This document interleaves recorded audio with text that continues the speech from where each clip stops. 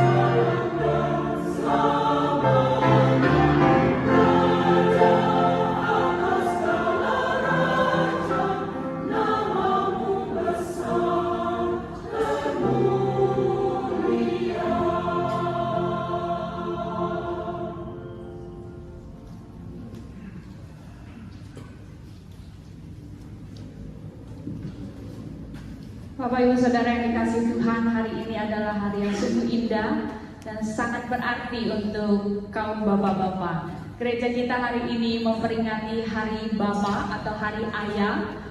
Karena itu izinkan saya mengatakan sepatah kata bahwa ayah adalah berkat dari Tuhan, yang doanya selalu seringkali diam, tetapi pekerjaannya juga seringkali tidak ada yang melihat, tetapi ia menopang seluruh keluarga. Mari kita hari ini memberikan hati, memberi apresiasi yang sungguh untuk para ayah, dan kita mengucap syukur karena semua itu adalah pemberian daripada Tuhan. Mari kita berdiri, kita membacakan nas panggilan beribadah kita dari Yakobus pasal 1 ayat 17.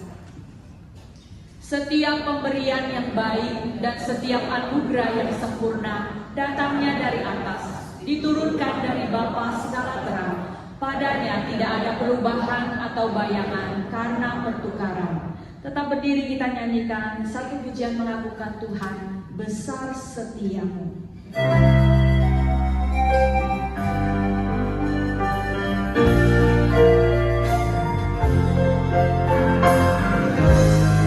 Besar setiamu Allah Bapa-Ku.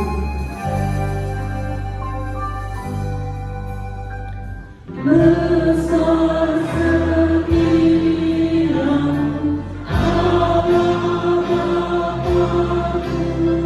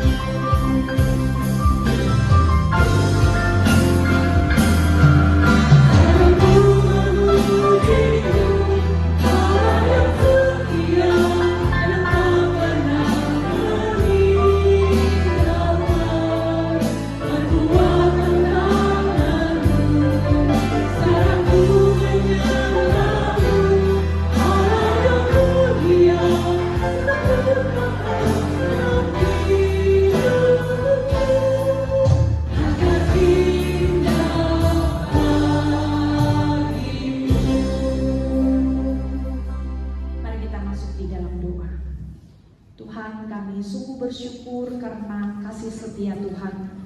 Pagi-pagi Tuhan membangunkan kami, memberikan kami kekuatan dan kesegaran, kerinduan datang ke rumah Tuhan. Semua semata hanya karena kemurahan Tuhan.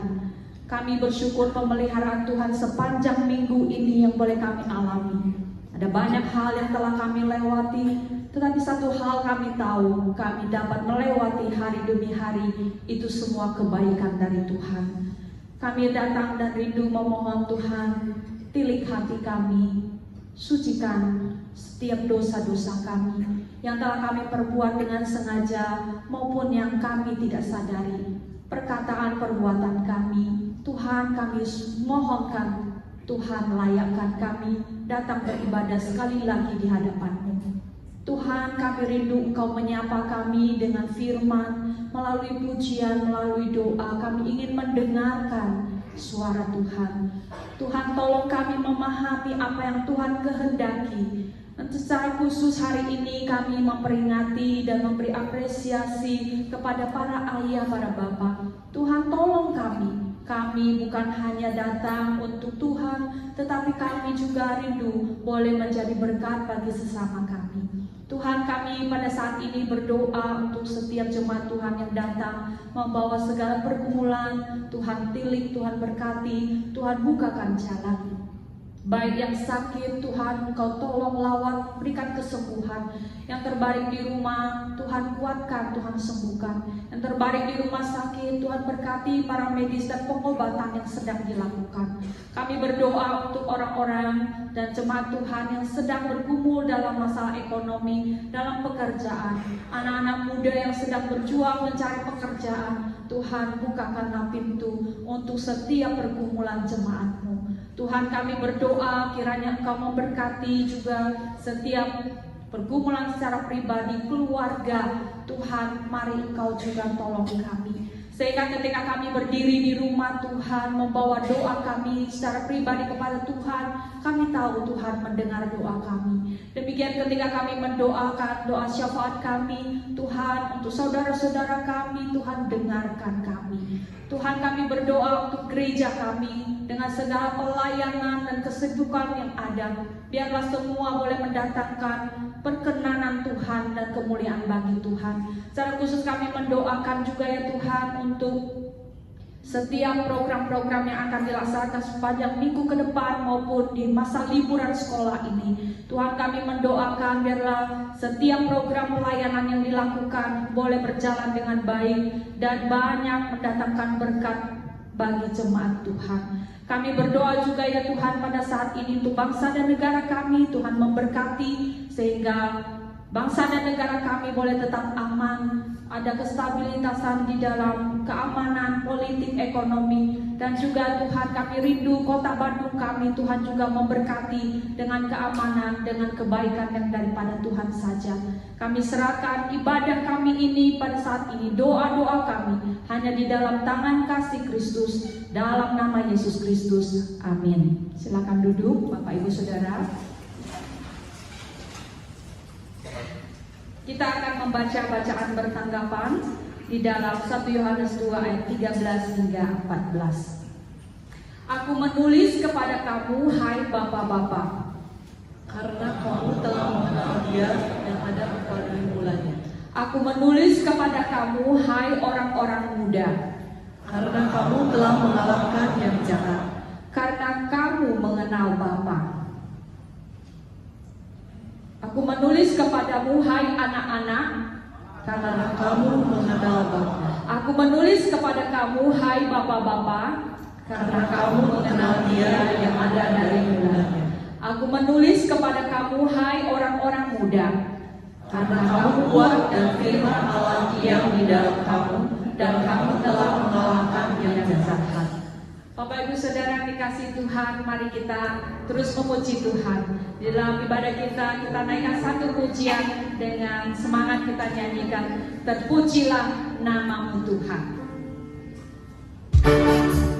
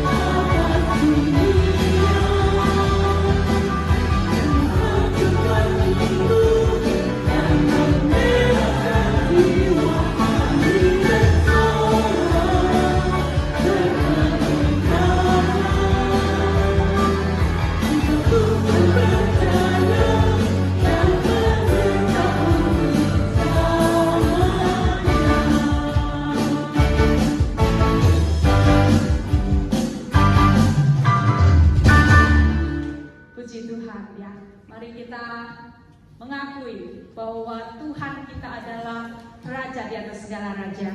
Mari kita masuk di dalam pengakuan iman kita kepada Tuhan dengan sikap hormat. Mari kita mengakukannya. Aku percaya kepada Allah Bapa yang Maha Kuasa, Khalik langit dan bumi, dan kepada Yesus Kristus anaknya yang tunggal Tuhan kita, yang dikandung dari Roh Kudus, lahir dari anak darah Maria, yang menderita sengsara di bawah pemerintahan Pontius Pilatus, disalibkan, mati dan dikuburkan, turun ke dalam kerajaan maut, pada hari yang ketiga bangkit pula dari antara orang mati, naik ke surga, duduk di sebelah kanan Allah Bapa yang Maha Kuasa, dan dari sana Ia akan datang untuk menghakimi orang yang hidup dan yang mati. Aku percaya kepada Roh Kudus, gereja yang kudus dan hak, persekutuan orang kudus, pengampunan dosa, kebangkitan orang mati, dan hidup yang kekal. Amin. Jemaat dipersilakan duduk kembali. Kita akan menyaksikan sebuah video klip tentang Hari Ayah.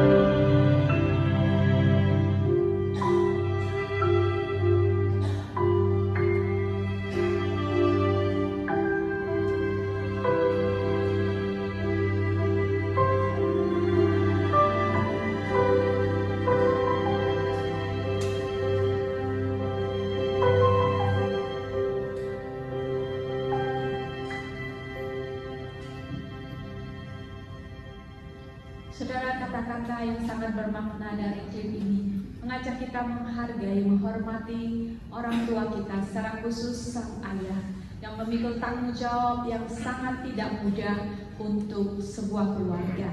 Mari ketika kita masih memiliki ayah, kita memberikan satu penghormatan, terima kasih kita. Ketika ia sudah tiada, kita mengingatnya dan tetap mengenangnya sebagai sosok pahlawan, sebagai sosok ayah yang Tuhan berikan dalam segala keadaan yang ada pada mereka. Saudara, kita akan menyiapkan hati kita. Hari ini kita diberkati firman Tuhan yang akan disampaikan Pendeta Budianto. Tapi sebelumnya kita akan mendengarkan puji-pujian dari paduan suara.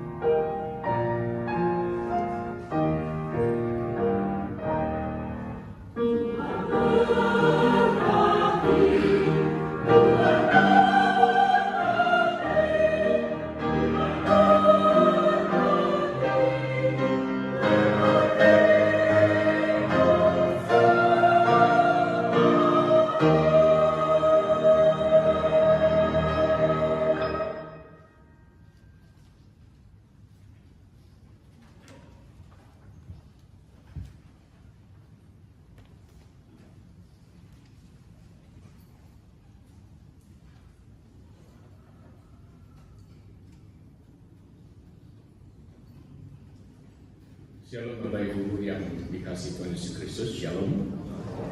Kita bersyukur hari ini kita bisa bersama-sama beribadah, terutama kita juga memperingati hari Ayah.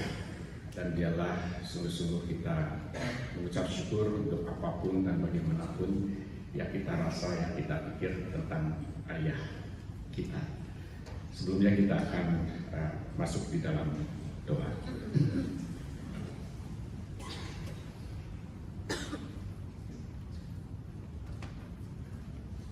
Bapa di surga, kami bersyukur dan terima kasih Engkau baik dan teramat baik di dalam kehidupan kami. Tuhan yang sudah menuntun, memimpin, membimbing, menyatakan anugerah demi anugerah dalam hidup kami hingga pada saat sekarang ini. Khususnya di hari spesial, kami boleh memperingati bersama-sama Hari Ayah. Dan Engkau tahu, kalau kami seorang ayah, mungkin kami merasa kami bukanlah ayah yang sempurna, tetapi kami memiliki hati untuk selalu mengasihi Tuhan, mengasihi keluarga. Tetapi mungkin ada banyak harapan, ada banyak kerinduan dari para istri, khususnya juga bagi anak-anak untuk ayah. Biarlah Tuhan yang akan tolong supaya kebenaran firman Tuhan yang boleh berbicara pada pagi hari ini. Kiranya Roh Kudus yang akan membuka hati pikiran kami dengan kerendahan hati, kami boleh belajar dari kebenaran firman Tuhan dari Bapa kami yang di surga, yang selalu mengasihi, yang tidak pernah meninggalkan kami. Kiranya Tuhan yang akan tolong kami semua. Terima kasih Bapa. Dalam nama Tuhan kami Yesus Kristus kami panjatkan doa ini. Amin. Saudara, saya mengajak kita untuk membuka firman Tuhan dari Ayub pasal yang pertama, ayat yang pertama sampai dengan ayat yang ke-5. Demikian bunyi firman Tuhan. Ada seorang laki-laki di tanah Uz bernama Ayub. Orang itu saleh dan jujur. Ia takut akan Allah dan menjauhi kejahatan. Ia mendapat 7 anak laki-laki dan 3 anak perempuan. Ia memiliki 7.000 ekor kambing domba, 3.000 ekor unta, 500 pasang lembu, 500 keledai betina dan budak-budak dalam jumlah yang sangat besar, sehingga orang itu adalah yang terkaya dari semua orang di sebelah timur. Anak-anaknya yang lelaki biasa mengadakan pesta di rumah mereka masing-masing menurut giliran, dan ketiga saudara perempuan mereka diundang untuk makan dan minum bersama-sama mereka. Setiap kali apabila hari-hari pesta telah berlalu, Ayub memanggil mereka dan menguduskan mereka. Keesokan harinya pagi-pagi bangunlah Ayub, lalu mempersembahkan korban bakaran sebanyak jumlah mereka sekalian. Sebab pikirnya, mungkin anak-anakku sudah berbuat dosa dan telah mengutuki Allah di dalam hati. Demikianlah dilakukan Ayub senantiasa. Satu lagi ayat dari 1 Timotius 1 pasal yang kedua ayat yang ke-8. Demikian bunyi firman Tuhan. Oleh karena itu aku ingin supaya di mana-mana orang laki-laki berdoa dan menadahkan tangan yang suci, tanpa marah dan tanpa perselisihan. Saudara yang dikasihi Tuhan Yesus Kristus, hari ini adalah Hari Ayah, di mana kita memperingati bersama-sama.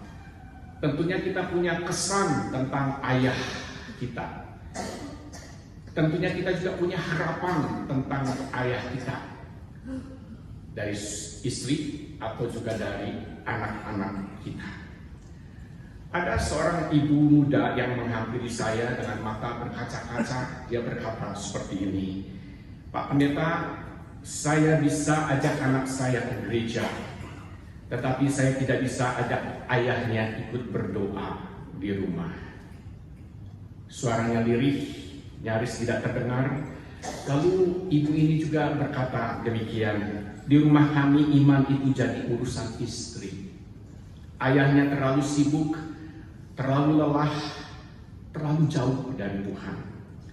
Saudara, cerita ini bukan satu-satunya.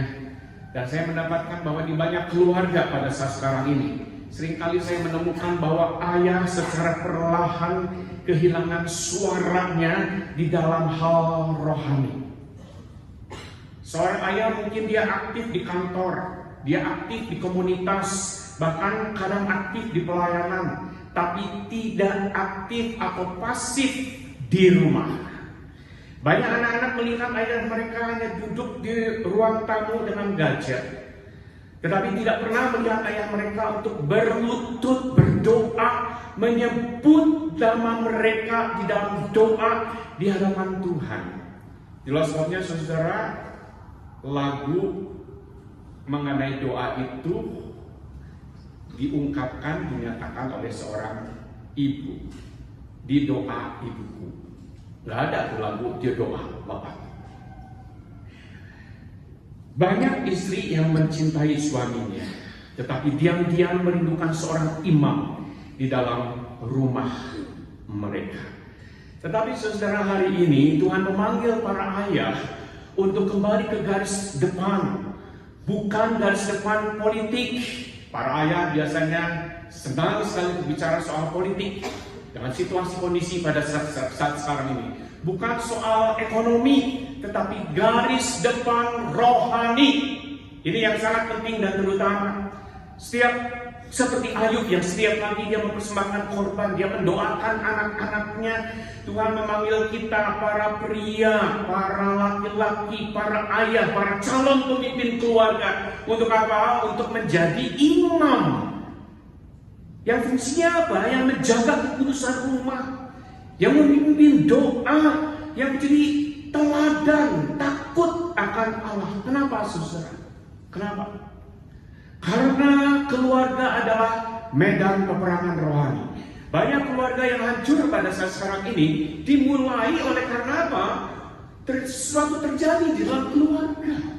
Kalau kita selidiki lagi, seringkali juga akar permasalahannya itu ada di dalam diri seorang pria, seorang laki-laki, seorang suami, seorang ayah. Sehingga apa? Terjadi satu kekacauan di dalam keluarga itu. Tuhan tidak memanggil imam dari luar, tetapi Tuhan memanggil seorang ayah menjadi kepala keluarga yang berdiri di sana, yang memimpin secara rohani di dalam keluarga itu. Mungkin ada para ayah yang berkata seperti ini, saya belum sempurna, saya bukan ayah yang sempurna.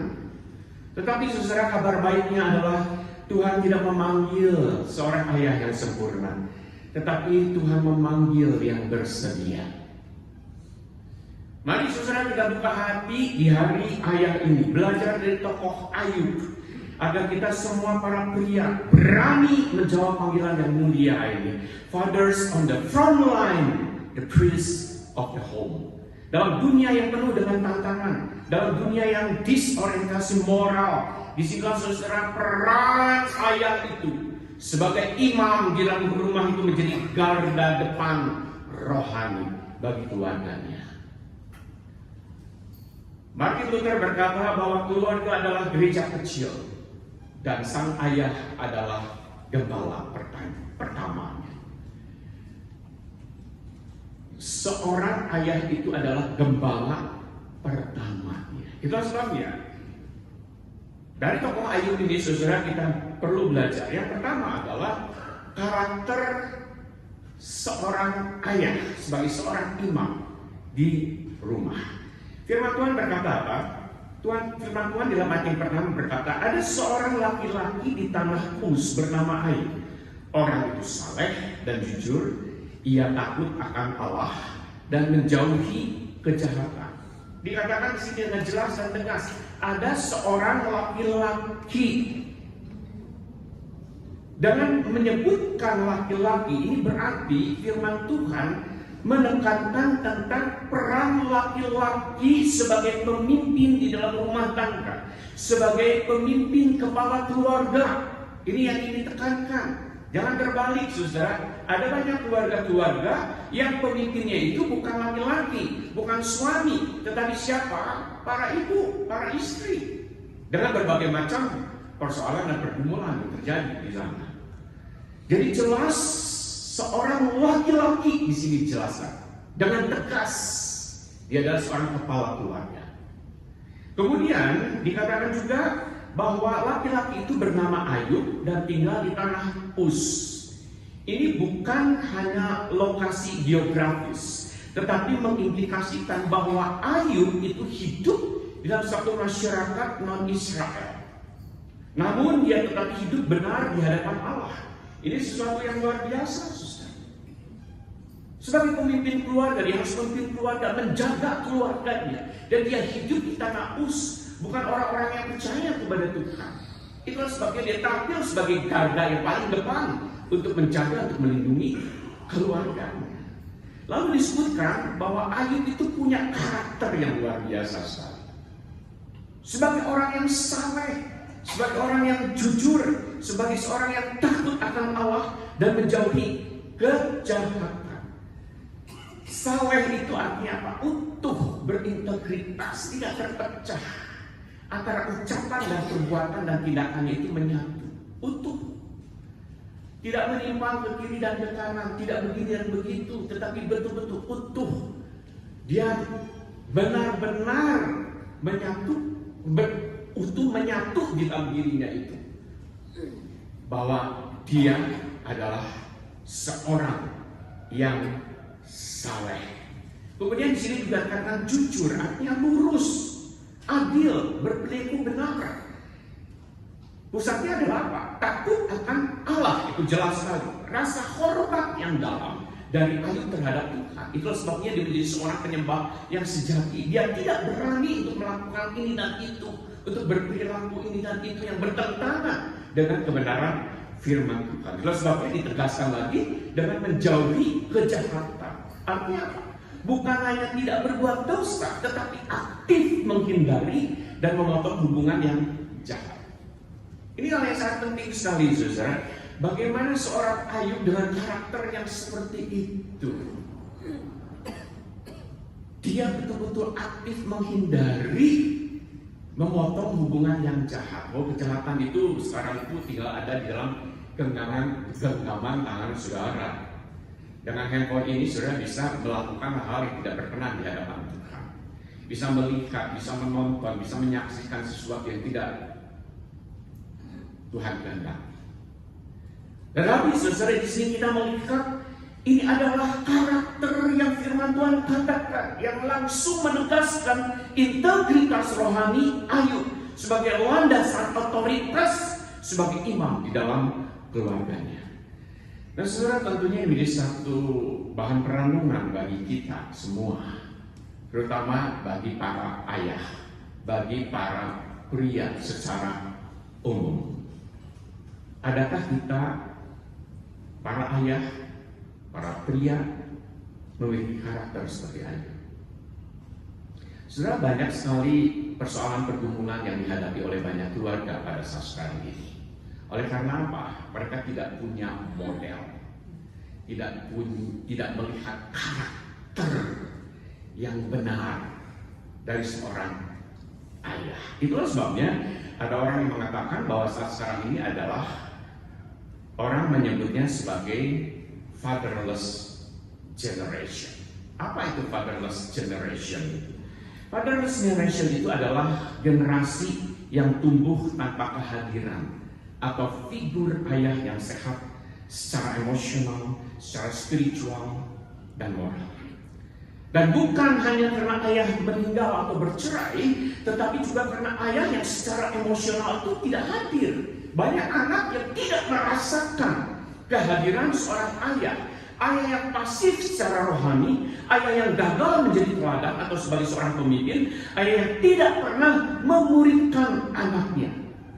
Ini bukan sekedar tidak ada ayah, tapi tidak ada model, tidak ada figur, tidak ada influence atau pengaruh seorang ayah. Dan jangan lupa saudara, yang mengejutkan adalah berdasarkan Global Fatherhood Index di tahun 2021, Indonesia itu menduduki posisi ketiga fatherless country di dunia. Ketiga terbesar fatherless generation di dunia. Apa dampaknya saudara terhadap seorang anak yang tidak punya model, figur, dan pengaruh dari seorang ayah? Dwight Croy dia berkata seperti ini, ketidakhadiran ayah itu seperti kematian, tidak mudah diperbaiki. Ini seringkali merupakan perjuangan berat seumur hidup. Faktor tanpa ayah memiliki perasaan ditinggalkan yang teramat dalam, identitas yang rusak, dan seringkali rasa sakit yang tak terkatakan. Efeknya jangka panjang pada masyarakat dan gereja. Inilah dampaknya, saudara. Ini yang terjadi. Nah, bercermin pada kehidupan dan karakter Ayub. Di hari ayah ini, Tuhan memberikan panggilan profetik kepada para ayah, kepada para pria. Seperti Tuhan bertanya kepada Adam, di manakah engkau? Di manakah engkau, hai para pria, hai para ayah? Di dalam keluargamu, mungkin kau ada secara fisik, tetapi kau tidak pernah hadir, tidak pernah berkomunikasi, tidak pernah berinteraksi, tidak pernah connect dengan seisi keluargamu, dengan istrimu, dengan anak-anakmu terutama. Ini satu perenungan bagi kita. Nah, saya sebagai pendeta seringkali melihat, menyaksikan banyak anak yang begitu sakit hati, yang memiliki akar pahit yang luar biasa terhadap ayahnya. Saya pernah melayani satu keluarga, bukan di GI Hokim Tong. Pada waktu saya belum melayani di GI Hokim Tong. Ada seorang ibu pada waktu itu memiliki satu anak perempuan yang masih kecil. Kemudian dia hamil anak yang kedua. Tetapi dalam kehamilan anak yang kedua itu, mereka mau bercerai. Saudara tahu apa yang terjadi oleh ibu ini? Dengan kehancuran hati dia datang kepada saya dan kepada istri saya. Lalu dia betul-betul hancur hidupnya karena apa? Suaminya nyeleweng, berselingkuh dengan perempuan yang lain. Lalu apa yang dia lakukan? Dia katakan, aduh kenapa hal ini terjadi? Apa yang dia lakukan? Dia memukul perutnya itu sampai dia menyesali kenapa saya harus hamil anak yang kedua. Lalu saya dan istri saya mencoba untuk mencegah hal itu. Perjalanan sudah berlalu, memang dia bercerai. Tapi ibu ini luar biasa. Seorang ibu yang gigih. Sampai akhirnya, sampai sekarang dia tidak pernah menikah lagi. Dan dia membesarkan anak perempuannya yang masih kecil pada waktu dan melahirkan anaknya yang laki-laki. Anaknya yang laki-laki, ya, saya memberikan nama karena dia meminta kepada saya untuk memberikan nama kepada anak ini. Perjalanan berlalu dan ibu ini luar biasa. Dalam artian apa? Dia tahu, dia sadar bahwa kedua anaknya akan tidak memiliki model, figur, dan pengaruh dari seorang ayah. Apa yang dia lakukan? Setiap hari Minggu dia datang, atau Sabtu Minggu dia datang ke rumah saya. Dia selalu membawa anak-anak itu supaya ada relasi dengan saya dan dengan istri saya sebagai satu keluarga. Nah, saudara, singkat cerita, pada suatu hari anak perempuannya itu sudah kelas 3 atau 4 SD. Satu hari dia ulang tahun, dia datang ke rumah dan saya tahu dia berulang tahun. Lalu saya katakan kepada dia, kamu mau hadiah apa dari papi? Dia panggil papi mami kepada saya dan kepada istri saya. Lalu apa yang dia katakan? Nggak usah papi, nggak usah, nggak perlu. Dia katakan seperti itu. Saya katakan lagi, ini hari ulang tahunmu, spesial bagi kamu. Dia katakan sekali lagi, nggak usah papi. Tapi ketiga kali saya bertanya, hari ini ulang tahunmu, spesial. Papi mau kasih sesuatu, papi mami mau kasih sesuatu untuk kamu. Lalu dia kata, malu. Loh kok malu? Ya kalau saya beritahu pasti papi akan ketawa. Lalu saya katakan, nggak mungkin seperti itu. Ayo kamu ungkapkan. Apa yang dia katakan kepada saya? Di hari ulang tahun ini, saya cuma minta sama papi, saya mau digendong sama papi. Hanya itu. Lalu apa yang saya lakukan? Dengan hati yang terharu, saya gendong lalu dia menangis. Dia katakan, terima kasih Pak. Seumur hidup aku tidak pernah merasakan digendong oleh seorang ayah. Itu yang terjadi.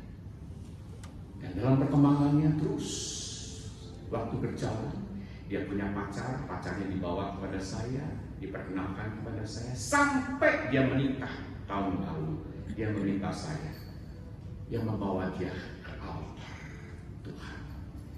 Saudara, saya punya anak perempuan satu-satunya, lalu membawa anak ini ke altar dan harus menyerahkan dan harus berkata, hati saya berdetak. Membawa anak ini menyerahkan kepada suaminya pada waktu itu. Itu yang terjadi.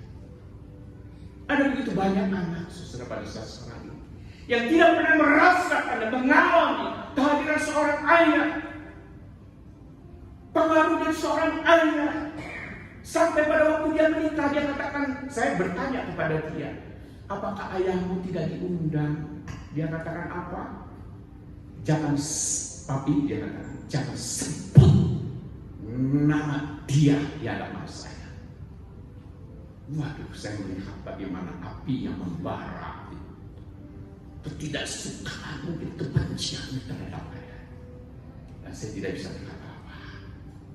Hanya anugerah Kristus yang bisa menyembuhkan dia. Tapi jangan lupa, itu terluka yang begitu dalam, yang begitu hebat, yang begitu dahsyat.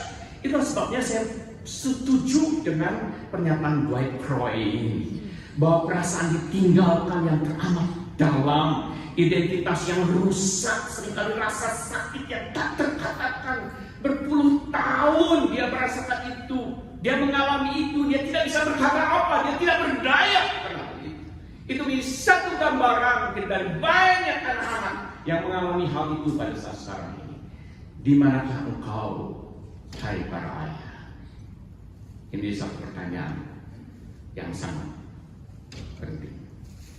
Yang kedua, saudara, peran imam itu mendoakan dan menjadi penjaga jiwa. Firman Tuhan katakan, setiap kali apabila hari-hari pesta telah berlalu, ayo memanggil mereka dan menguduskan mereka. Keesokan harinya pagi-pagi bangunlah ayu, lalu mempersembahkan korban bakaran sebanyak jumlah mereka sekalian, sebab pikirnya mungkin anak-anakku sudah berbuat dosa dan telah mengutuki Allah di dalam hati. Seorang ayah mengaku, saya bekerja keras demi keluarga saya. Tetapi saya sadar saya hanya memberi makan tubuh anak-anak saya lupa memberi makan jiwa mereka. Itulah sebabnya Matthew Henry berkata, Ayub adalah contoh dari kepala rumah tangga yang memperlihatkan jiwa keluarganya. Ia tidak hanya bertanggung jawab atas kesejahteraan lahiriah, tapi lebih dalam lagi atas keadaan hati mereka di hadapan Allah. Firman Tuhan dengan jelas mengatakan apa? Setiap kali hari-hari pesta telah berlalu. Ini menunjukkan apa? Menunjukkan pada perayaan ulang tahun masing-masing anaknya. Ayub punya 7 anak laki-laki. Ini mungkin bukan pesta berdosa, tetapi pesta yang berpotensi kelalaian rohani yang dapat muncul dalam suasana pesta. Lalu dikatakan Ayub memanggil mereka dan menguduskan mereka. Memanggil mereka. Ini satu kata yang sangat penting sekali. Artinya apa? Dengan memanggil itu pasti ada relasi, pasti ada interaksi, pasti ada komunikasi terhadap anak-anak yang menanyakan tentang situasi kondisi di dalam pesta itu. Setelah pesta itu, apa yang kau lakukan? Apakah engkau menjadikan hati Tuhan atau tidak? Ada satu waktu yang khusus bagi seorang ayah untuk anak-anaknya. Ini hal yang sangat penting. Hai para ayah, di mana engkau? Apakah engkau sudah memberikan waktumu yang terbaik untuk anak-anakmu? Apakah engkau berkomunikasi dengan anak-anakmu? Apakah engkau selalu memperhatikan, memperdulikan anak-anakmu? Ini hal yang sangat penting sekali, saudara. Ada begitu banyak kelalaian. Oleh karena apa? Dari seorang ayah Karena saya sibuk, karena saya tidak punya waktu, karena saya mau cari uang. Uang itu adalah buatmu, buat keluarga. Ada anak yang balik bertanya, saya nggak butuh uangmu, saya butuh hadiah. Ada anak yang berkata seperti itu. Saya bertemu dengan seorang anak, mendamaikan dengan kedua orang tuanya.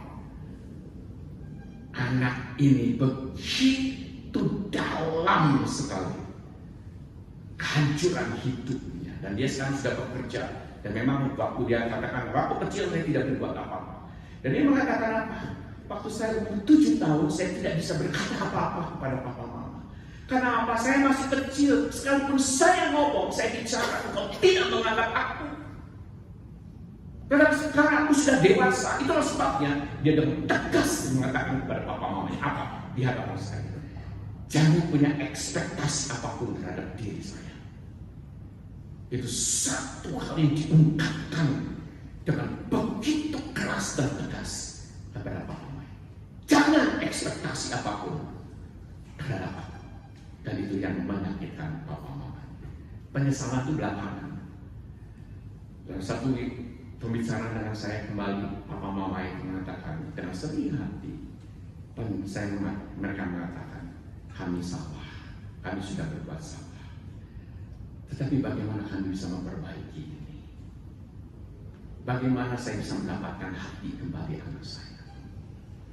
Saudara, di sini pentingnya. Saat ini juga Tuhan ingin engkau para pemimpin keluarga untuk punya waktu untuk bisa berkomunikasi dengan anak kita. Bahkan di sini dikatakan, ayo bangun pagi-pagi. Ini adalah kebiasaan yang rutin dan tindakan kesungguhan rohani. Apa yang kita lakukan bangun pagi-pagi? Jangan-jangan kita langsung pegang HP kita, melihat apa yang terjadi di dalam dunia politik, dalam dunia ekonomi. Kita melihat mungkin pekerjaan kita hari ini dan seterusnya. Apakah pagi-pagi itu digunakan oleh engkau untuk bisa memanggil anakmu, mendoakan? Mungkin hanya mendoakan, hari ini aku berdoa buatmu supaya Tuhan menjaga hati dan pikiranmu, supaya engkau waspada dengan hidup dan kehidupanmu, supaya engkau dipimpin oleh Tuhan. Pagi-pagi apa yang kau lakukan? Adakah engkau berdoa untuk anak? Kemudian di sini juga dikatakan, mungkin anak-anakku sudah berdosa dan mengutuki Allah dalam hati.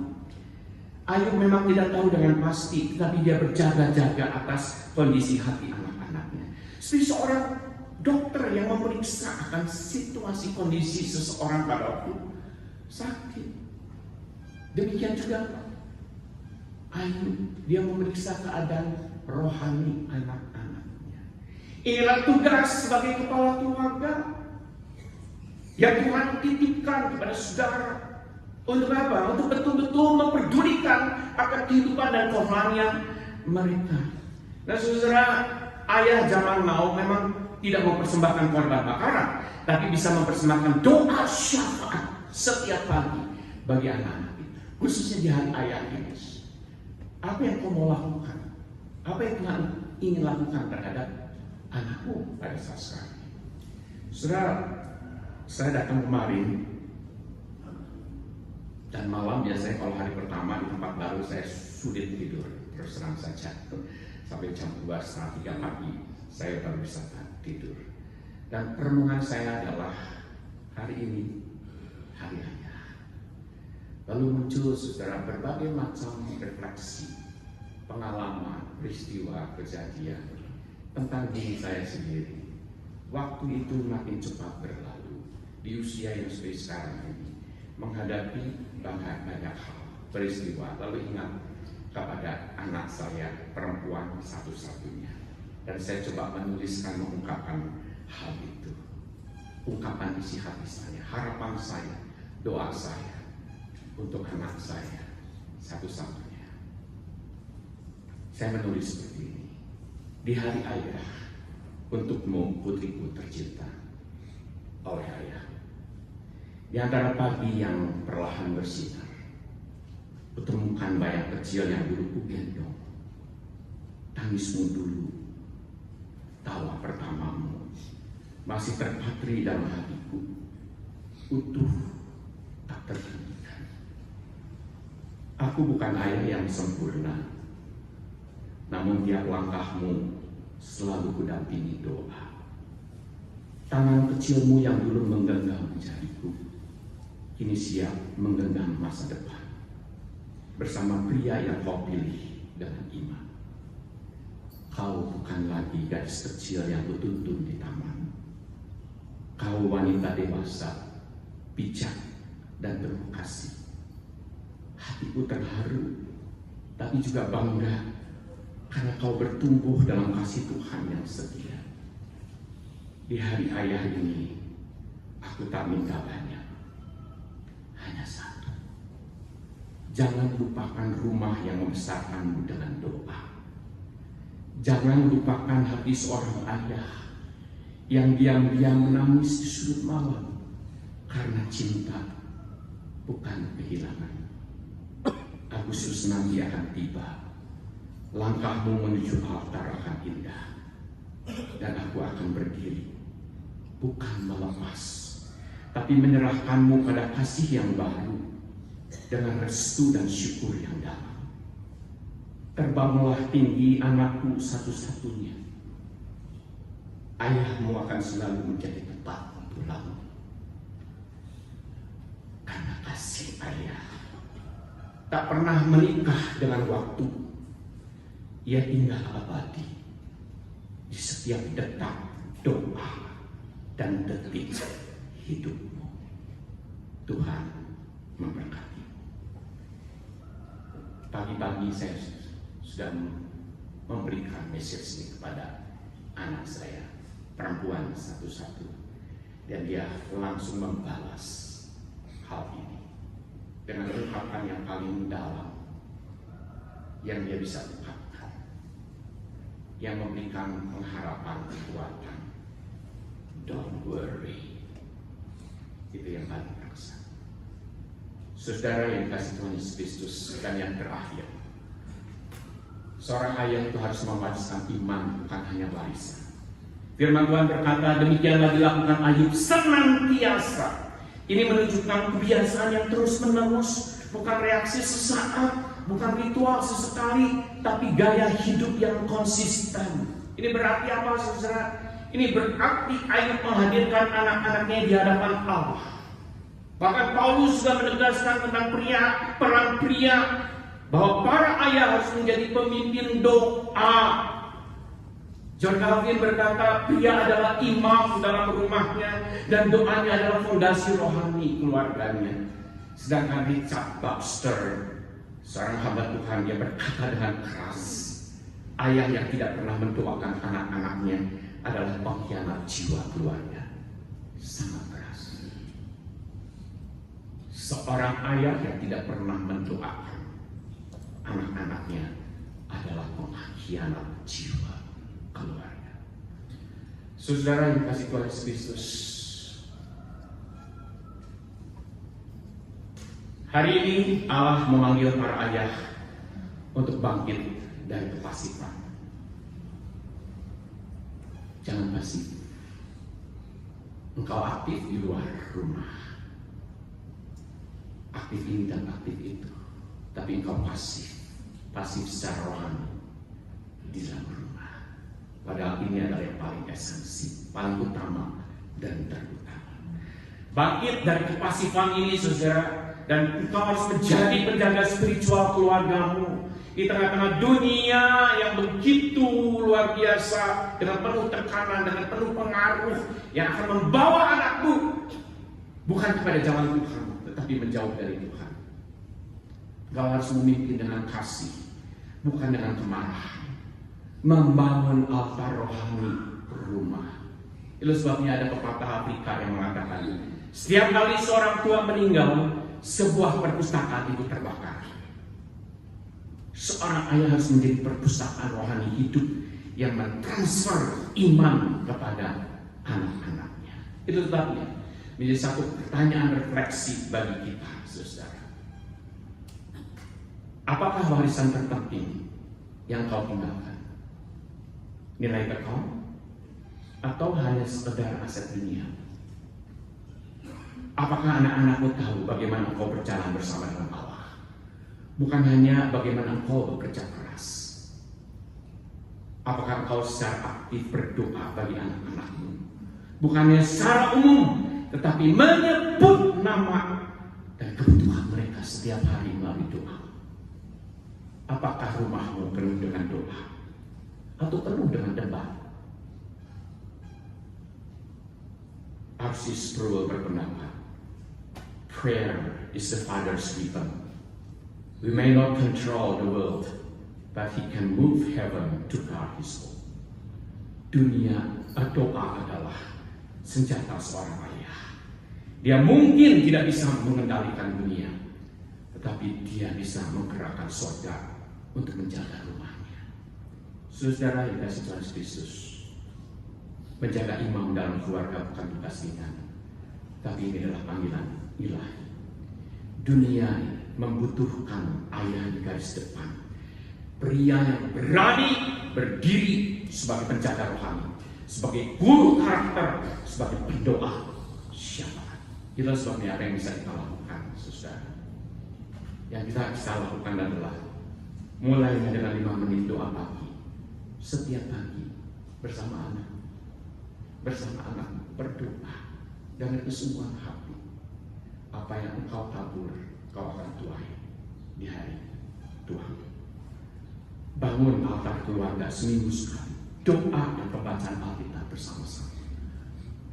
Memang saudara, yang paling utama dan terutama, kalau saya menerapkan karena anak saya adalah anak seorang pendeta, saya tidak mau bahwa anak saya itu selalu dijejelin sedemikian rupa dan akhirnya dia terpaksa untuk dengar firman Tuhan.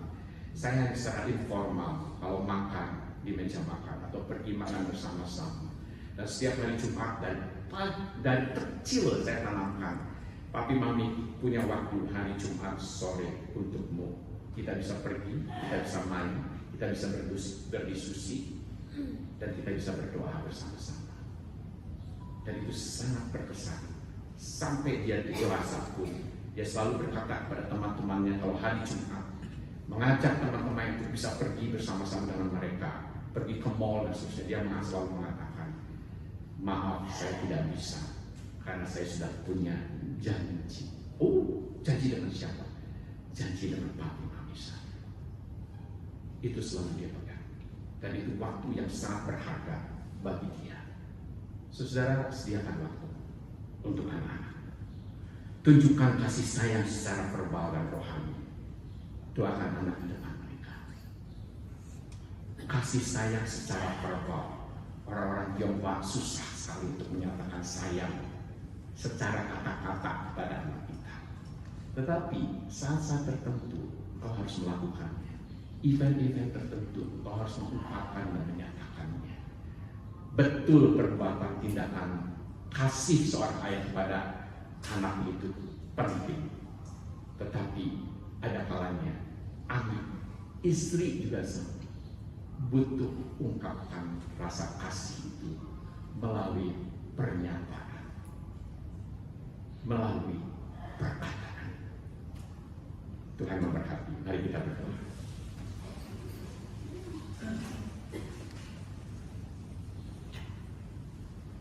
Bapa di surga,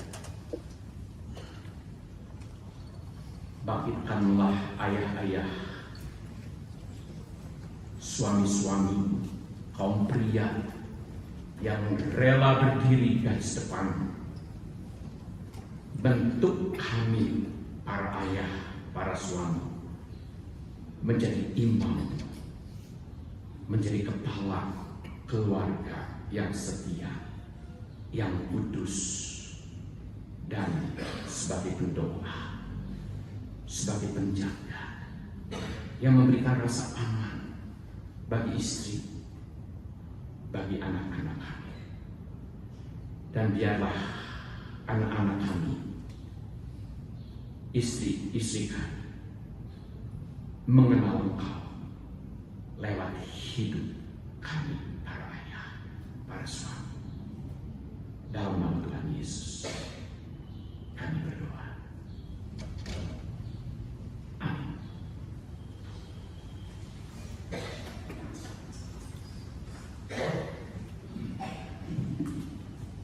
Puji nama Tuhan, kita akan bersama-sama mendengarkan persembahan pujian yang disampaikan oleh Felisa.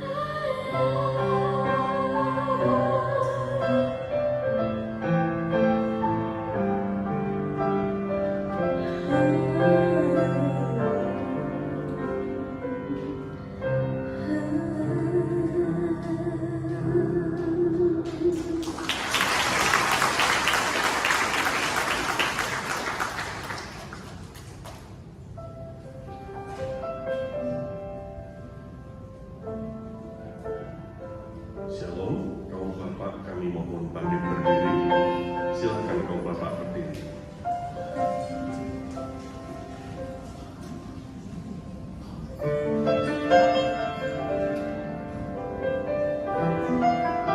Mari kita berdoa untuk kaum Bapak dan berterima kasih untuk jari lelah mereka. Paduan suara dan kaum Bapak juga berdiri. Pak Budi sudah berdiri Bapak. Mari kita berdoa. Tuhan, terima kasih. Oleh karena anugerah-Mu kami ada sebagaimana ada hari ini. Ampuni kami jikalau kami penuh cacat, celah, kelemahan sebagai seorang ayah. Mungkin kami telah banyak menyakitkan anak-anak kami, pasangan yang Tuhan titipkan dalam hidup kami. Mari ya Tuhan, biar Engkau memberikan pembaharuan kepada kami, untuk kami menyadari kembali peranan kami sebagai imam yang Kau tempatkan di keluarga kami. Agar ada suatu perubahan untuk menyongsong hari esok, di mana anak-anak tumbuh kembang dan mengerti panggilan hidupnya. Mari ya Tuhan, kami membuka hati khususnya kaum Bapak yang berdiri tempat ini. Engkau melawat kami, Engkau menjawab kami.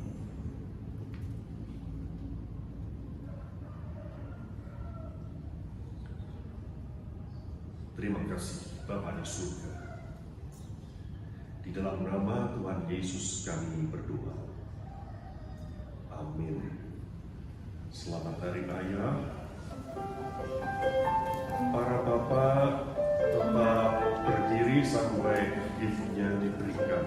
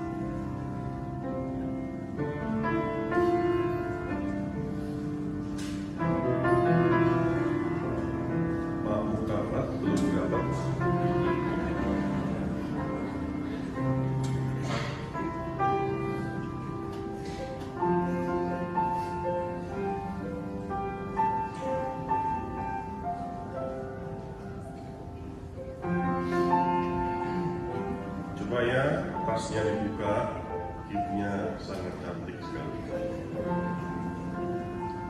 Ingat Bapak-bapak, pakainya, pecinya, sunpadnya ini di depan, jangan di belakang. Tuhan memberkati, kita berikan tepuk tangan.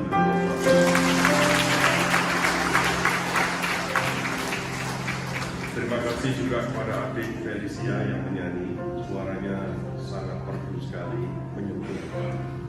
Saya jadi ingat pemain bulu tangkis Korea, An Seong, peringkat 1 World Badminton Federation. Selamat, Tuhan memberkati.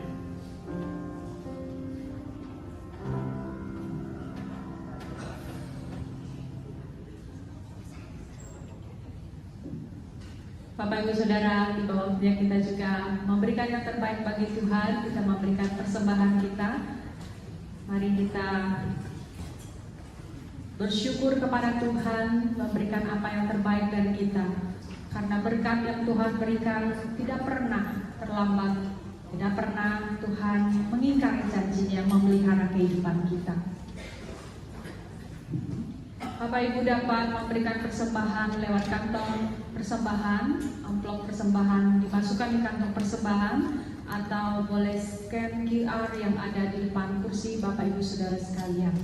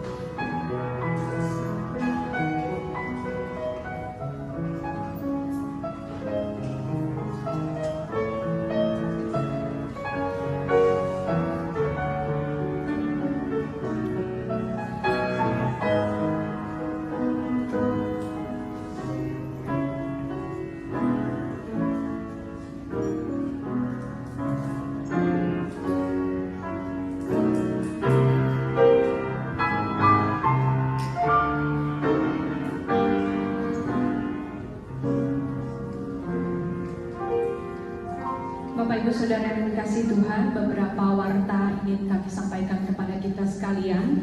Yang pertama adalah kami menyambut Bapak Ibu jika ada yang pernah, silakan duduk, Asher. Kita bersama-sama melihat warta kita. Yang pertama, welcoming untuk setiap jemaat yang mungkin pertama kali hadir. Jika ada boleh mengangkat tangan, pengurus boleh mengenali, kami boleh mengenali Bapak Ibu Saudara. Ya, belum ada ya. Biarlah minggu-minggu depan Tuhan menolong ada jemaat-jemaat yang baru bisa hadir bersama ibadah di tempat ini. Berikutnya adalah kebaktian minggu depan, tanggal 22 Juni. Kita akan bersama-sama beribadah dengan tema Kenalilah Musuhmu. Kita tahu bahwa hari-hari ini ya, apa yang ada di sekitar kita, mari kita perlu dikuatkan firman. Kita mengajak keluarga, teman-teman juga kita sendiri rindu diberkati firman, kita hadir bersama. Kemudian di hari Rabu ada kebaktian secara onsite ya, jam 5 sore di bahasa, dan kebaktian online lewat Zoom. Pendeta Samuel akan menyampaikan firman Tuhan mengatasi krisis parubaya bagi pria. Mari bergabung bersama di Zoom jam 7 malam. Saudara, kita melihat hari Sabtu ada 2 acara, yaitu ada seminar kaum pria pada jam 8 pagi di GII Mekarwangi, dan juga di GII Gardu Jati ada persekutuan Usinda. Ya, mari kita boleh melihat warta ini, memperhatikan bagi pria bisa mengikuti seminar kaum pria di Mekarwangi jam 8 pagi, dan para Usinda bisa menghadiri Usinda pada jam 9 pagi di GII Gardu Jati. Demikian kita melihat kembali bahwa ada di masa liburan gereja kita mempersiapkan acara-acara khusus bagi anak-anak. Ya, kita boleh membawa anak-anak dan mengajak juga mereka, mendorong mereka mengikutinya. Ada camp remaja STTB, ada camp remaja GII Gardu Jati ya, yang diselenggarakan. Ada sekolah Injil Alkitab liburan atau sekolah Injil liburan. Ya, anak-anak sekolah minggu bisa mengikutinya. Ketiga acara ini, jika Bapak Ibu ingin anak-anak atau remaja Bapak Ibu ikut, bisa menghubungi pengurus selesai ibadah ini. Bagi jemaat yang akan berlibur, ada sebuah klip kita lihat ya. Ada berbagai lokasi GII yang tersebar di seluruh kota di Indonesia dan juga di luar negeri. Perjalanan keluar kota atau bahkan ke luar negeri. Sebagai bagian dari keluarga besar GII Hokyungtong, jemaat tetap dapat beribadah dan bersekutu di berbagai lokasi GII yang tersebar, baik di berbagai kota di Indonesia maupun mancanegara.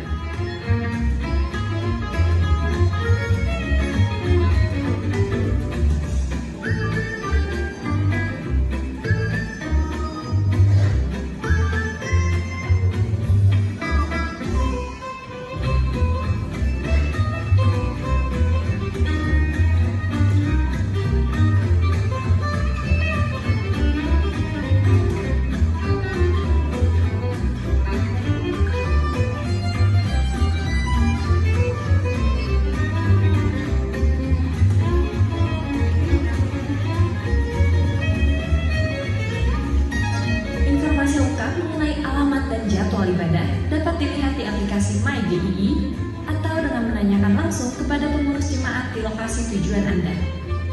Mari tetap setia dalam ibadah dan persekutuan dimanapun kita berada. Tuhan Yesus memberkati. Terakhir, kita melihat dan mendukung di dalam doa untuk satu acara konser Angelik di Jogja. Bagi Bapak Ibu yang mempunyai waktu ada di Jogja bisa mengikuti konser ini tanggal 28 Juni. Langkah dan hati yang tulus untuk menyembah.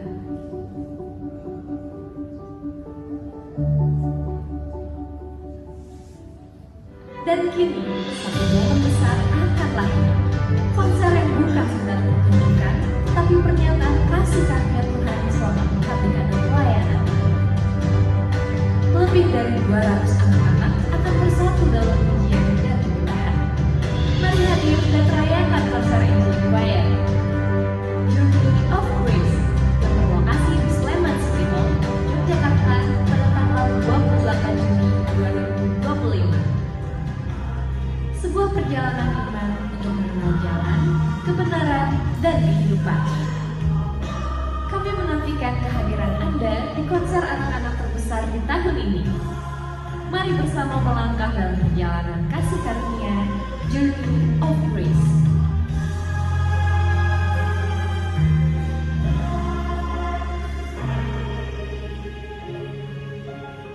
Mari kita dukung doa dan juga bisa menghadiri jika saudara ada di Jogja ya.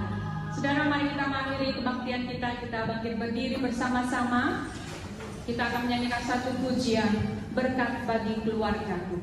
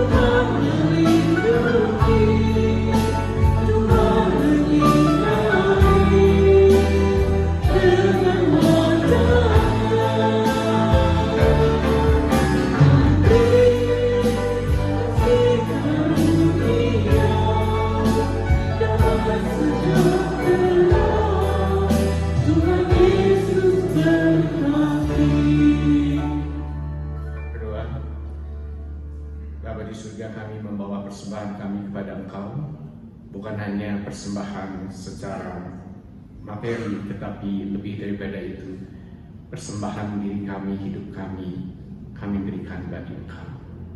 Tuhan, pakai kami, terutama para ayah, untuk menjadi saluran berkat di dalam keluarga, di gereja, bahkan dimanapun kami berada. Kiranya Tuhan yang akan memberkati untuk persembahan ini. Kami ingin membawa pulang berkat Tuhan, dan kami mau bagikan, kami mau laksanakan firman Tuhan itu di dalam kehidupan kami sehari-hari. Berkatilah kami semua.